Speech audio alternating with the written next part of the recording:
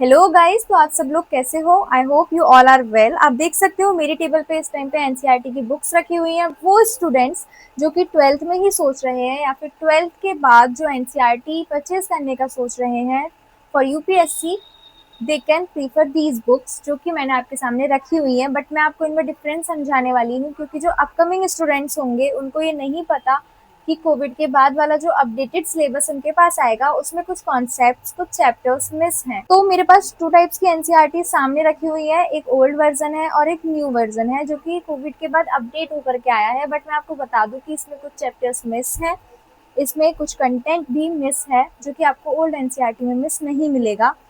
ये आपके लिए सबसे ज़्यादा ज़रूरी बुक्स हैं, क्योंकि ये आपको बेस क्लियर करने में हेल्प करती हैं, और अगर आपका बेस अच्छा होगा तो आपकी बिल्डिंग ऑब्वियसली अच्छी ही होगी। इन दोनों बुक्स में काफ़ी डिफरेंस है। मैं आपको एक बार डिफरेंस दिखाती हूँ। तो देखिए दोस्तों, मैं आपको दो बुक्स का कंपैरिजन करके दिखाती हूँ। यहाँ पे आप देख सकते हो, ये हमारे पास न्यू एनसीईआरटी है जो कि कोविड के बाद की है, पृथ्वी हमारा आवास।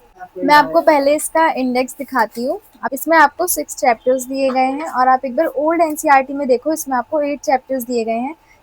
ऑब्वियस सी बात है कि कुछ चैप्टर्स इसमें मिस कर दिए गए हैं। I don't know why, because of headache और whatever, I don't know, but we can say कि इसमें जो आपको चैप्टर्स दिए जाएंगे वो बहुत ही कम होंगे और इसमें चैप्टर्स आपको फुल दिए जाएंगे।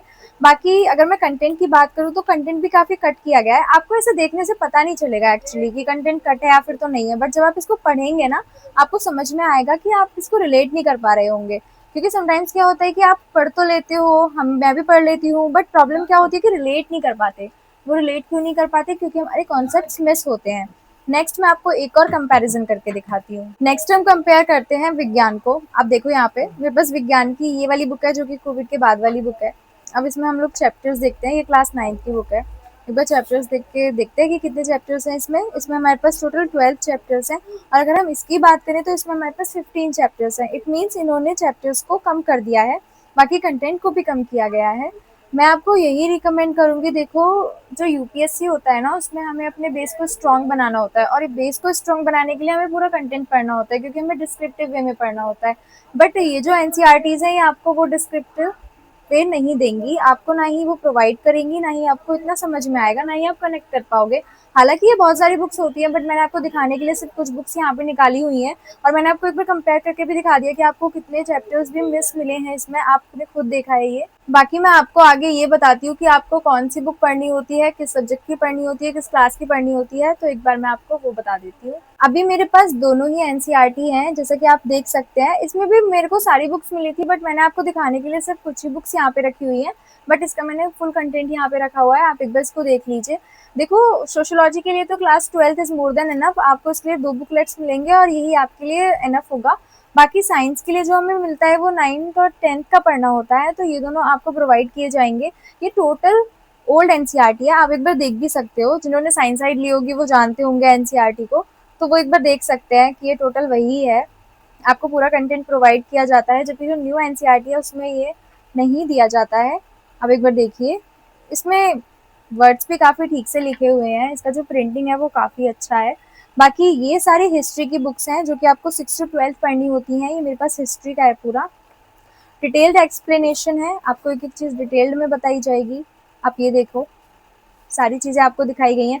समटाइम्स क्या होता है कि visualisation is better than reading. आपको ये बात अच्छे से पता है कि देखने में जो हमें याद होता है वो इतना पढ़ने से भी याद नहीं होता।